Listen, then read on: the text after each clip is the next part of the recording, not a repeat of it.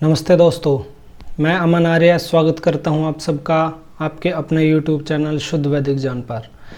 जैसा कि सत्यार्थ प्रकाश का तीसरा समोल्लास अभी चल रहा था, उसमें हम ब्रह्मचर्य तक की पाठ को पूरा कर चुके हैं। अब हम आगे देखेंगे। कुछ एक नियम आते हैं पढ़ने पढ़ाने के, कि कब पढ़ना चाहिए, किस तरह के लोगों को पढ़ना चाहिए, उनके बारे में सत्यार्थ प्रकाश में क्या लिखा है, आइए हम देखते हैं।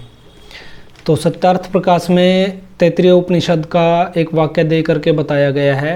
क्या कहा गया है कि यथार्थ आचरण से पढ़ें और पढ़ावें, सत्य आचार से सत्य विद्याओं को पढ़ें और पढ़ाएं। तपस्वी होकर वेदादि शास्त्रों को पढ़ना चाहिए और पढ़ाना चाहिए। बाहरी इंद्रियों को बुरे आचरणों से रोककर पढ़ते और पढ़ाते जाएं। अर्थात बाहरी इंद्रियों का मतलब है हमारा मन है या जितनी भी हमारी इंद्रियां हैं, ये बार बार ये कहेंगी कि नहीं कुछ और काम करो, कुछ और काम करो।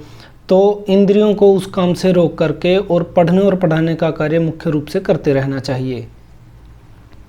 उसके बाद आता है मन की वृत्ति को सब प्रकार के दोषों से हटाकर पढ़ते पढ़ाते जाएं। मन चाहे कुछ भी कहे कि पढ़ना है नहीं पढ़ना है, लेकिन उनको रोक के मन पे काबू करके और उसके बाद पढ़ने और पढ़ाने का कार्य जारी रखना चाहिए। अग्नि और विद्युत आदि को जान के पढ़ते पढ़ाते जाएं। अर्थात जान विज्ञान को जान करके, अग्नि और विद्युत का यहाँ पे प्रयोग करने का अर्थ है कि जान विज्ञान को भी स्पेशली रूप से जान के और उसके बाद भी पढ़ते और पढ़ाने रहने का कार्य करते रहना चाहिए। अर्थात पढ़ाई बहुत गहरे रूप से होनी चाहिए। अग्निहोत्र करते हुए पठन पाठन करें और करावें। हवन भी करते रहें और पठन पाठन भी करते रहें। अतिथियों की सेवा करते हुए पढ़ते पढ़ाते जाएं। अब इसका मतलब ये नहीं है कि अतिथियों की सेवा कर रहे हैं और हवन कर रहे हैं तो साथ में पुस्तक लेकर बैठ गए। इसका मतलब ये है कि ये कार्य भी करते रहें और साथ में पठन पाठन भी करते रहें। मनुष्य संबंधी व्यवहारों को यथायोग्य करते हुए पढ़ते पढ़ाते जाएं। अर्थात संतान और राज्य का पालन करते हुए पढ़ते पढ़ाते जाएं। इसका मतलब कि माता पिता को भी पढ़ते पढ़ाते रहना चाहिए और एक राजा को भी पढ़ते पढ़ाते रहना चाहिए। उनको पूरी उम्र ये पठन पाठन की रीति जो है ये छोड़नी नहीं चाहिए, क्योंकि विद्या से ही मनुष्य की उन्नति होती है। वीर्य की रक्षा और वृद्धि करते हुए पढ़ते पढ़ाते जाएं।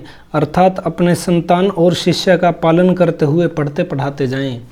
मतलब कि ऋषियों ने पठन पाठन पे, विद्या को जानने पे बहुत अधिक बल दिया है कि मनुष्य कुछ भी कार्य करे लेकिन पठन पाठन को बिल्कुल भी ना छोड़े, उसके साथ लगा रहे। वेदादि शास्त्रों को हमेशा पढ़ता रहे।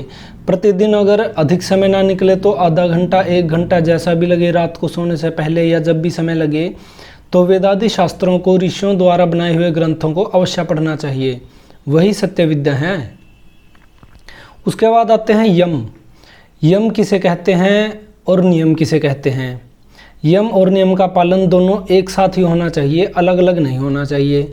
लेकिन यम किसे कहते हैं और नियम किसे कहते हैं, इसके बारे में आगे क्या लिखते हैं देखते हैं।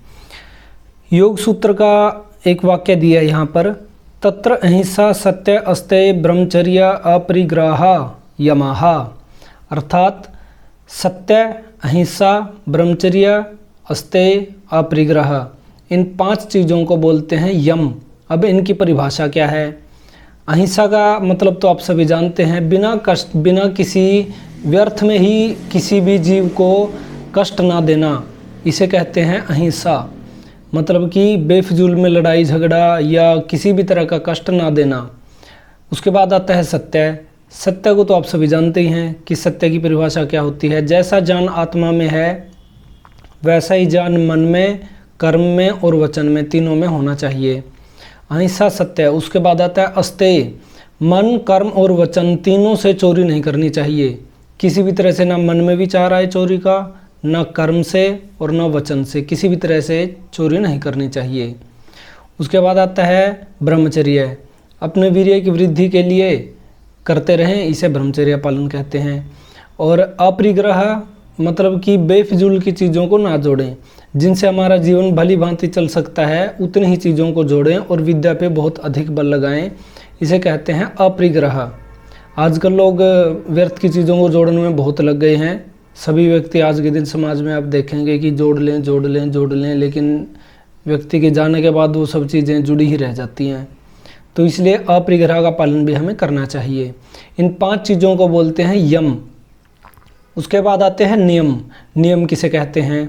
यहाँ पर महर्षि जी बताते हैं, योग सूत्र का ही एक वाक्य बोलते हैं, शौच, संतोष, तप, स्वाध्याय, ईश्वर प्राणिधानानि नियमाः। अर्थात शौच, संतोष, तप, स्वाध्याय, ईश्वर प्राणिधानानि, मतलब कि इन 5 चीज़ों को मिलाकर के नियम बोलते हैं। शौच अर्थात शुद्धि, तन की शुद्धि और मन की शुद्धि, आत्मा की शुद्धि। हर प्रकार से व्यक्ति को शुद्ध रहना चाहिए।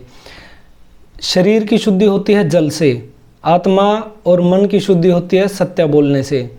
इस प्रकार, और आत्मा की शुद्धि हो जाएगी आपकी प्राणायाम आदि करने से। तो शुद्धि प्रत्येक परिस्थिति में व्यक्ति को करनी चाहिए। उसके बाद आता है संतोष। संतोष बोलते हैं पूर्ण परिश्रम करने के बाद जो कुछ भी हमें मिला, जितना भी मिला, कम मिला, अधिक मिला, उसी में संतुष्ट रहना, इसे बोलते हैं संतोष।